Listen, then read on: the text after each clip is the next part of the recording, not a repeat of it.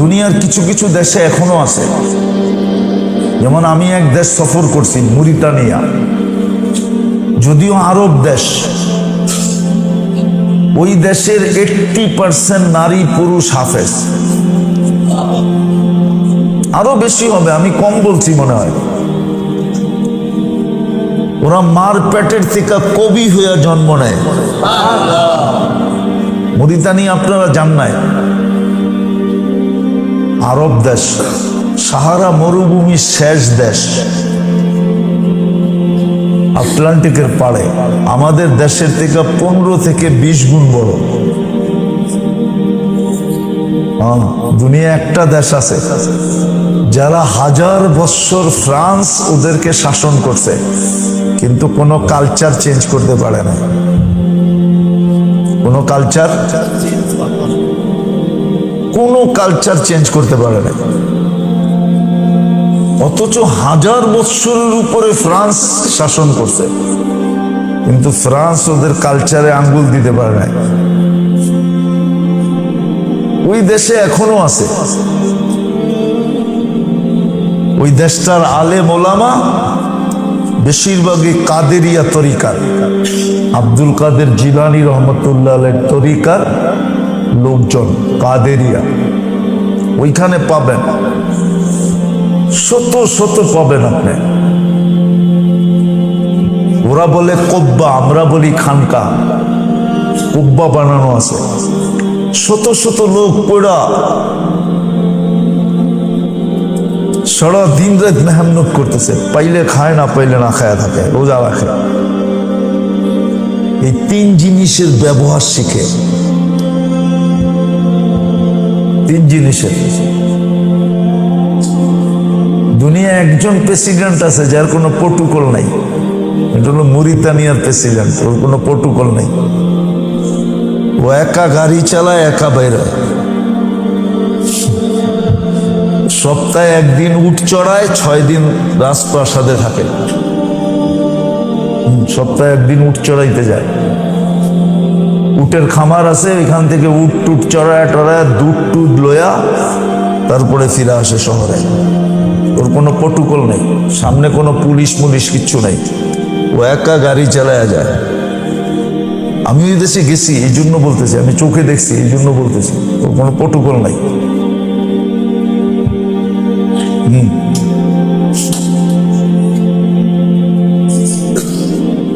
তো ওই দেশে আছে, আমাদের দেশে নাই। এই 3টার সহি ব্যবহার শিখার জন্য সবচেয়ে বড় যেটা ছিল, এটাকে সেট করতে হয়, সেট। তখন দেখবেন জীবন সহি ব্যবহার হতেছে। চাই সেটা বাজারে বসে থাকুক, চাই সেটা রোটে পড়া থাকুক, চাই সেটা ঘাটে পড়া থাকুক, চাই সেটা হাটে পড়া থাকুক, চাই বাজারে পড়া থাকুক, চাই মেইলে, চাই ফ্যাক্টরি, দুনিয়ার যেখানে পড়া থাকুক, ওর হায়াত সহি ব্যবহার হবে, ওর দেহ সহি ব্যবহার হবে। সহি। আল্লাহ যতটুকু সম্পদ দিছেন, 1 টাকাও যদি দিয়া থাকে, সহি ব্যবহার হবে, গলত ব্যবহার হবে না, আফসোসের কারণ হবে না, বরং খুশির কারণ হবে। এটা পরিবেশের মধ্যে যে শিখতে হবে। এই জন্য আল্লাহওয়ালাদের সোহবত ছিল আগে, ক্ষেত্র ছিল, এখন ক্ষেত্র আমাদের দেশে নাই, আর কারো ভিতরে এই আগ্রহ নেই। আছে, দুনিয়ার কিছু দেশে আছে, এখনো আফ্রিকাতে আছে। ওই মরিতানিয়াও আফ্রিকার একটা দেশ, মরক্কো আফ্রিকার দেশ, মিশরও কিন্তু আফ্রিকা মহাদেশে পড়ছে। লিবিয়া, টিউনিসিয়া, এগুলো সব আফ্রিকা মহাদেশের দেশ। শুধু আফ্রিকা মহাদেশে কিছু দেশে আছে এখনো, যেখানে মানুষ চলে যায় 1 মাস, 2 মাস, 3 মাস, বৎসর পড়া থাকে, সোনা হইয়া বাহির হয়ে আসে। তখন আর এই 3 জিনিস এরকম জায়গায় ব্যবহার হয় না যেটার দ্বারা ওকে কখনো আফসোসের শিকার হতে হবে, আফসোসের শিকার হতে হবে না। এটা শিখতে হবে মেরে দোস্ত, শিখতে হবে, তাহলে আফসোস হবে না, তাহলে বড় আফসোস হবে। বললাম না, কালকের আফসোস কোনো কাজে দিবে না, কালকের চোখের পানি কোনো কাজে দিবে না, কালকের তওবা কোনো কাজে দিবে না, আজকে কাজে দিবে। এই জন্য দরখাস্ত সবারই কাছে। যদি এই উম্মতের জন্য আল্লাহ সুযোগ দিছিলেন, আমি একটা উদাহরণ দিই, কোরআনে আছে, ইন্না ইদ্দাতা শুহুরি ইনদাল্লাহি ইসনা আশারা শাহরান ফি কিতাবিল্লাহ মিনহা আরবাতুন হুরুম। আয়াতের শেষ কি? ফালা তাজলিমু ফিহিন্না আনফুসাকুম। আল্লাহ এই উম্মতকে 4 মাস গুনাহ করতে নিষেধ করছিল। 4 মাস গুনাহ করো না। 4 মাস যদি গুনাহ না করলা তো 8 মাসের গুনার দিকে আমরা তাকাবো না। আয়াত এটাই বুঝায়, সিয়াক এটাই বুঝায়। ফালা তাজলিমু ফিহিন্না আনফুসাকুম। আল্লাহ এটা কেন বলবে? উম্মতে মুহাম্মাদি 4 মাস গুনাহ করো না, সেটার ভিতরে একটা হলো রজব। শেষ হয়ে গেল, আজকে 18 তারিখ গেল, কালকা 19 তারিখ, পরশু আজকে 18 গেল, আজকে 18 তারিখ গেল, কালকা কি? পরশু দিন 20 তারিখ দিন গিয়া রাত্রে শাবানের চাঁদ উঠবে ইনশাআল্লাহ। 21 তারিখ শাবানের প্রথম দিন হবে। চলে গেছে রজব, রজব চলে গেছে। জাহিলিয়াতের লোকগুলা পর্যন্ত বসতো এটা। ওলামাদেরকে জিজ্ঞেস করেন, বুখারী শরীফে আছে, সব হাদিসের কিতাবে আছে, রজবের চাঁদ উঠতে দেরি। জাহিলিয়াতের যুগেও সবাই নিজের অস্ত্রকে নিয়মবদ্ধ করতে দেরি করতেন না, অস্ত্র রেখে দিতেন, অস্ত্র জমা, ঝগড়া বিবাদ বন্ধ, নাচ গান বন্ধ, শরাব সুরাব বন্ধ। ওই জাহিলিয়াতের লোকগুলো বসতেন। যে রজব শুরু, এটা হারাম মাসের প্রথম মাস, এই মাসে গুনাহ করা যাবে না। বাহরাইনওয়ালারা আল্লাহর রসুলের কাছে আইসা বলছিলেন, ইয়া রাসূলুল্লাহ, আমরা আপনার কাছে সবসময় আসতে পারি না, কেননা বাইনানা ওয়া বাইনাকা কাবিলাতু মুযার। আপনারা আমাদের মাঝে দাম্মামে একটা গোত্র আছে মুযার, এদের সাথে আমাদের ঝগড়া। শুধু এই 4 মাস আমরা আসতে পারি, বাকি 8 মাস আমরা আসতে পারি না। আমাগরে পাইলেই কচু কাটা করব। বিদা আমাগরে এরকম কিছু শিখায় দেন, সারা জীবনও যদি আপনার কাছে না আসি, তাহলে আমাদের জান্নাতে যাওয়ার জন্য যেন কোনো বাধা না হয়। হাদিসে আছে। জাহিলিয়াতের লোকগুলো পর্যন্ত জানতো যে রজব মাস শুরু হইলে আর গুনাহ করা যাবে না। কিন্তু এই জমানার শিক্ষিত মানুষগুলা কি করে? গুনাহ করে না ছাড়ে? আর ও তো ডোল পিটায় করে, ঠিক না? গুনাহ তো করে, ডোল পিটায় করে গুনাহ। বিশ্বাস হয় না আপনার কাছে? নিত্য প্রয়োজনীয় জিনিসের যে দুর্বমূল্য রমজান, কেননা মনোযোগটাও তলবের একটা অংশ।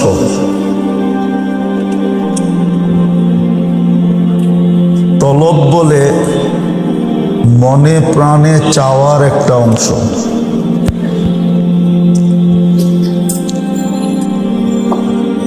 দুনিয়া তো চাওয়া ছাড়াও আল্লাহ দিয়া দেন, দুনিয়া চাওয়া ছাড়াও দিয়া দেন।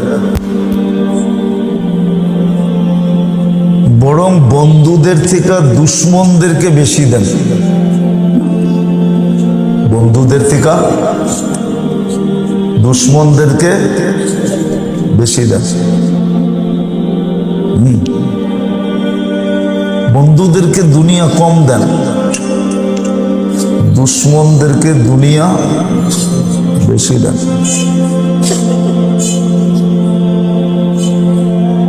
যেটা বুঝাইতেছিলাম, দুনিয়া চাওয়া ছাড়াও দিয়া দেন, কিন্তু দিন কিন্তু আল্লাহ চাওয়া ছাড়া দেন না। একটা হতে হবে, চাইতে হবে, মনে প্রাণে চাইতে হবে। লা ইউতি ইল্লা মান ইয়াসআল, যে মনে প্রাণে না চাবে ওকে দিবেন না। আর দ্বিতীয় হলো, যাকে ভালো না বাসবেন তাকে দিবেন না, ভালোবাসলে দিয়া দেবেন। এই জন্য মনোযোগটা তলবের একটা অংশ। যত বেশি মনোযোগ দিবেন তত বেশি উপরওয়ালা বুঝবে আপনার ভিতরে তলব আছে, তলব। তখন আপনাকে আমাকে দিবে, নাইলে দিবে না। এই জন্য খুব মনোযোগী হইতে হবে। মনোযোগী হইলে তলব প্রমাণ হবে, আর তলব যখন প্রমাণ হবে তখন আল্লাহ আপনাকে আমাকে দিবে। দুনিয়া দিবে না, দিন দিবে, দিন। তখন আমার ভিতরে যা আসার এটা আসবে, নাইলে একদিন কিন্তু আফসোস করতে হবে। মানুষ আফসোস করবে, হাদিসে আছে এতটুকু আফসোস করবে যে নিজের হাত নিজে চাবায়া খাইতে খাইতে এই পর্যন্ত চলে আসবে, ওর খেয়ালই থাকবে না যে এত দূর হাত চাবায়া ফেলছে। মাঝে মাঝে দুই একটা চিত্র দেখা যায়, কোরআনের চিত্র আছে। মিশরের মেয়েরা জানতোই না যে হাত কেটে ফেলছে, জানতো নাকি? না, রক্ত দেখা দেখতেছে, আরে আমারটাই তো আমি কেটে ফেললাম, ঠিক না? গভীর মনোযোগের কারণে আফসোস এতটুকু হবে যে নিজের হাত নিজে চাবায়া খায়া ফেলবে, কিন্তু আফসোস কোনো কাজে দিবে না। আজকে আফসোস কাজে দিবে, কিন্তু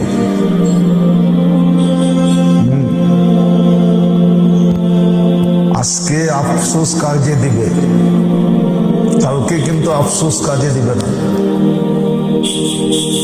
চাই আফসোসের গভীরতা যতই হোক, যত লম্বাই হোক, কোনো কাজে দিবে না। আজকের আফসোস কাজে দিবে। আজকে যদি কেউ আফসোস করে মনের থেকে হায়ও বলতে পারে না, হায় করলাম কি, হায়, এতটুকু বলতে পারলেও সে আল্লাহকে নিজের দিকে আকৃষ্ট করতে পারবে।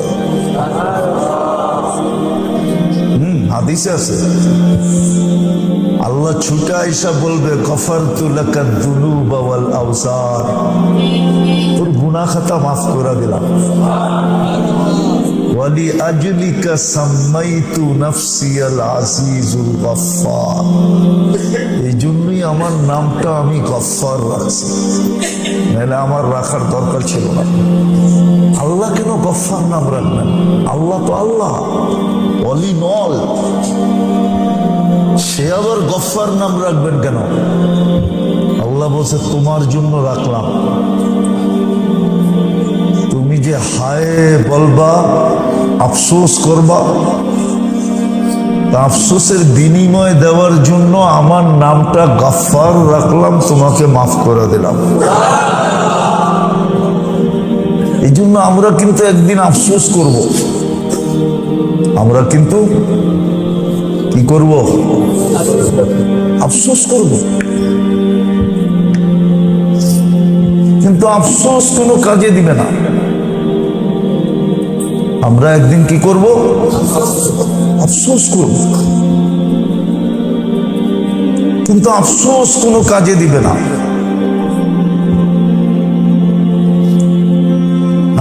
আজকে যদি আফসোস করি তাহলে এই আফসোসটা বড় কাজে দিবে।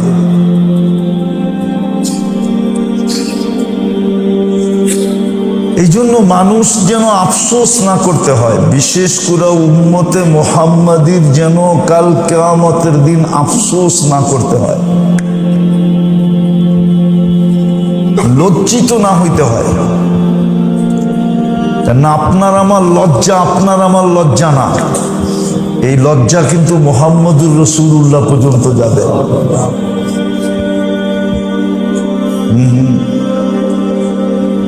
আপনার লজ্জা শুধু আপনার লজ্জা না, আমার লজ্জা শুধু আমার লজ্জা না, এই লজ্জা কিন্তু মুহাম্মদুর রাসূলুল্লাহ পর্যন্ত পৌঁছবে। এই জন্য কালকে যেন লজ্জিত না হইতে হয়, আফসোস না করতে হয়। এই জন্য আল্লাহ উম্মতের জন্য সুযোগ করে দিয়েছেন। এটা আল্লাহর ইহসান। আল্লাহ নিজের ইচ্ছায় আমাদের জন্য সুযোগ করে দিয়েছেন, নিজের ইচ্ছায়। আল্লাহ সুযোগ করে দেওয়ার দরকার ছিল না, কিন্তু এই উম্মতের সাথে আল্লাহর মহব্বত কি করবে? ভালোবাসা, প্রেম, প্রীতি, স্নেহ, মায়া, মমতা,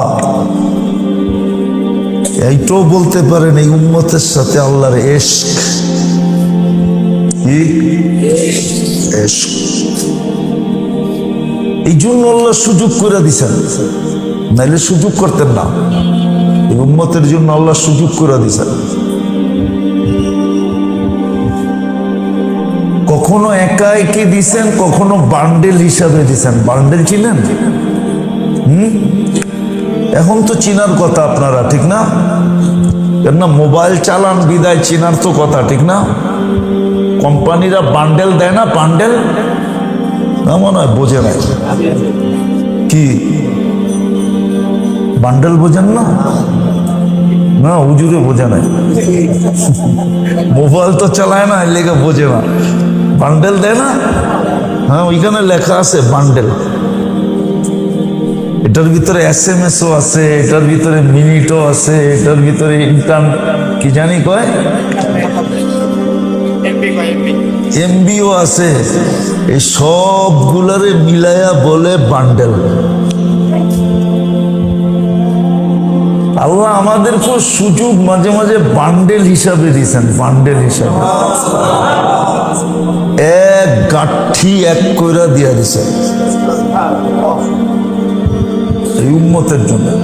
কিন্তু আজকে যদি মাসির মাথা পরিমাণও চোখের পানি, আল্লাহর ভয়ে, দোজখের ভয়ে, আখিরাতের ভয়ে, কবরের ভয়ে, কিয়ামতের মাঠের ভয়ে, হিসাব কিতাবের ভয়ে যদি মাসির মাথা পরিমাণও নির্জনে বৈশা যদি উদিত করে দিতে পারল, তো এই চক্ষু জাহান্নামের উপরে হারাম।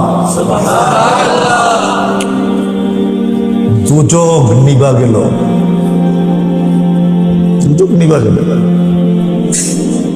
অথচ সারা দুনিয়ার পানি দিয়ে আপনি দোজখের একটা কয়লা নিভাইতে পারবেন না, কয়লা পারবেন না।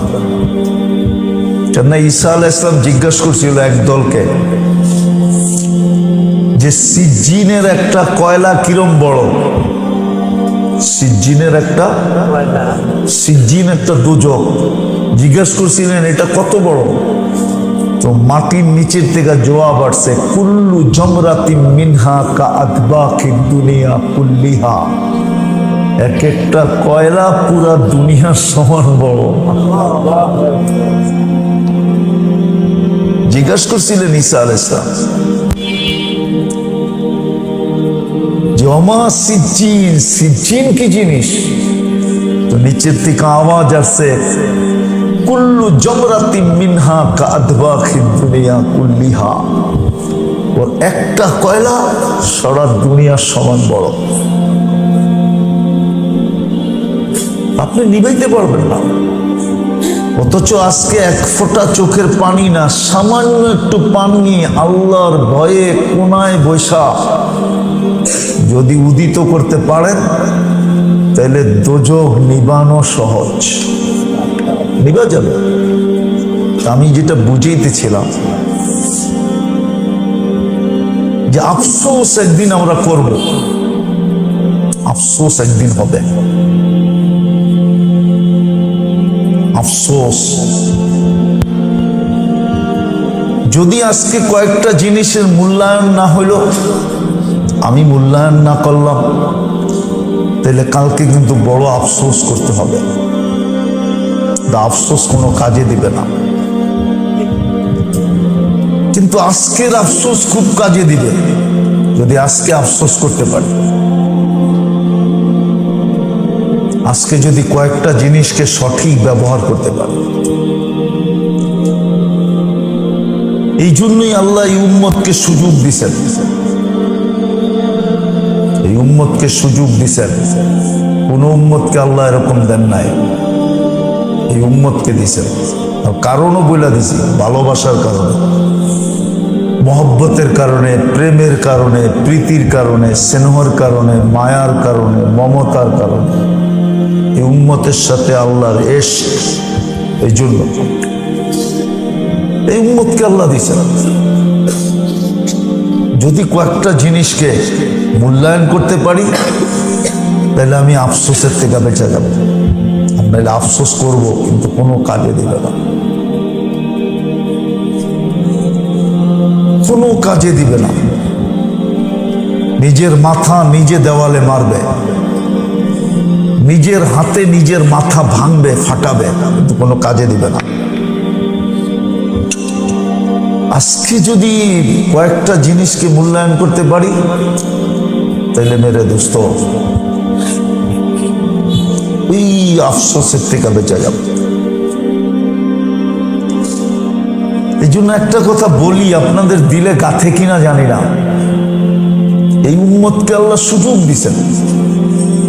এই উম্মত যদি কিছু না করে না, আর সারাদিন নিজেকে ইস্তেগফারের অভ্যস্ত বানায়, খালি মাপ চাইতে থাকে, খালি মাপ চাইতে থাকে, তাহলে এই উম্মতের মাপ চাও কিন্তু আল্লাহর কাছে বিরাট বড় দাম রাখে। যদি দাম না রাখতো, তাহলে কোরআনে কেন আসতো? ওদের প্রশংসা আল্লাহ কেন করতেন? ওয়াবিল আসহারি হুম ইয়াস্তাগফিরুন। আগে কোন আমলের কথা আছে নাকি আয়াতে? নাই তো, আসেনি? কোন আমলের কথা তো নাই। শেষ রাত্রে ওইটা খালি মাপ চায়, শেষ রাত্রে ওইটা কি করে? শুধু মাপ চায়। ওদের প্রশংসা আল্লাহ করতেন না, আল্লাহ তো ওদের প্রশংসা করতেছে। বিল আসহারি হুম ইয়াস্তাগফিরুন, শেষ রাতে ওটা মাপ চায়। তাহলে প্রশংসা করতেন না। এই জন্য অল্প কয়েকটা জিনিসের যদি আমরা মূল্যায়ন করতে পারি, তাহলে আফসোসের থেকে বেঁচে যাব। নাইলে বড় আফসোসের শিকার হতে হবে। হায় আফসোস, হায় আফসোস বলতে বলতে শেষ, কিন্তু কোনো কাজে দিবে না।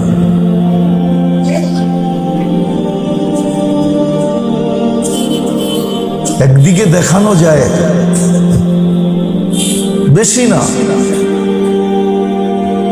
বেশি না, তিনটা জিনিসের ব্যবহারই যদি সঠিক হয়ে গেল, তিনটা জিনিসের ব্যবহার সঠিক হয়ে গেল। একটা হলো যতটুকুই আল্লাহ হায়াত দিছেন, এটার যদি সঠিক ব্যবহার হয়ে গেল। আবার অনেকজনের মনের ভিতরে প্রশ্ন জাগতেছে হয়তো যে আমার হায়াতটা যে সঠিক ব্যবহার করব, হুজুররা আবার এটা বলতে চায় নাকি যে সারাদিন মসজিদে পড়ে থাকতে হবে? না, আপনি সঠিক ব্যবহার শিখেন না, আপনি হায়াতের সঠিক ব্যবহার শিখেন। আপনি দোকানে বসে থাকবেন আর ফেরেশতা আপনাকে দেখা মুস্কি মুস্কি হাসতে থাকবে আর বলবে এই লোকটা দোকানে থাকলে কি হবে, তো কিয়ামতের দিন নবীদের কাঁধে কাঁধ লাগায়া উঠবে। সারাদিন নাক ডুবায়া ব্যবসা করলে কি হবে? এর হাসর তো নবীদের সাথে লেখা হয়ে গেছে। জিগান আপনাকে খতিব সাহেবকে, হাদিসে লেখা নাই ইয়াহশুরু মান নবিয়্যিন তাজিরুস সাদুকুল আমিন। হায়াতের সৎ ব্যবহার যখন শিখবে তখন দেখবেন ও যেখানেই থাকুক না কেন, এমনকি ইবনুল কাইয়ুম জাওজি রহমতুল্লাহ আলাইহি লেখছেন যে ও বাথরুমে থাইকেও সোয়াব কামাইতে থাকবে।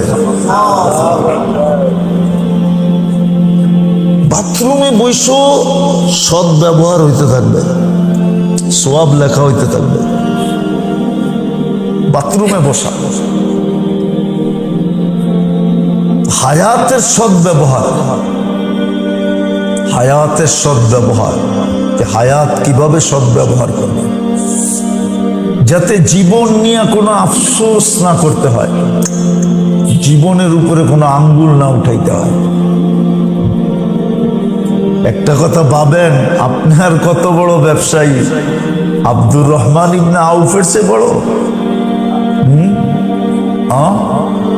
কি যার পরিত্যক্ত সম্পদ দিয়া বাংলাদেশের 6 বৎসরের বাজেট হয়, 6 বৎসরের। উনি নগদ টাকা যা রাইখা মারা গেছেন, দুনিয়ার থেকে গেছেন, ওটা বর্তমানে হিসাব করলে বাংলাদেশের 6 বৎসর না, আরো 6 বৎসর যোগ করেন, 12 বৎসরের বাজেট হবে, 12 বৎসরের বাজেট। আমি তো ওই আমলে হিসাব করছি যে আমলে সোনার বড়ি আসিল মাত্র 6,000 টাকা, আর এখন সোনার বড়ি হইল 2,16,000 টাকা। আমি তো ওই সময় হিসাব করছি যে সময় 6,000 টাকা বড়ি, তখনই ওনার পরিত্যক্ত সম্পদের টাকার মান হইতেছিল 47 লক্ষ কোটি টাকা। কত? 47 লক্ষ কোটি টাকা, বাঙ্গারিগুলা বাদ দিয়া। এটার লোকে বাঙ্গারিও আছে। আমি তো ওই জমানায় হিসাব করছি যে জমানায় 6,000 টাকা সোনার বড়ি, এখন সোনার বড়ি হইল 2,16,000 টাকা। আপনার দেশের 100 বৎসরের বাজেট হবে, 100 বৎসরের। উনি যে টাকা রেখে গেছেন, উনি যে টাকা রেখে গেছেন, আপনি আর আমি কত বড় ব্যবসায়ী। কিন্তু হ্যাঁ, উনি হায়াতের জিন্দেগি, জীবনের পরিচালনা শিখছিলেন, জীবনটাকে, হায়াতটাকে সঠিকভাবে পরিচালনা করছিলেন। এই জন্য উনি টপ 10-এরও একজন, আশারায়ে মুবাশশারারও একজন। টপ 10-এর 10 জনের একজন হইলেন আব্দুর রহমান ইবনে আউফ রাদিয়াল্লাহু তাআলা। উনি হায়াতে জিন্দেগির ব্যবহার শিখছেন।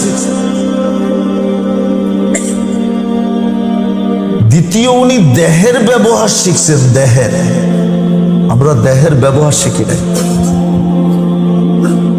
আমরা দেহের ব্যবহার শিখি নাই।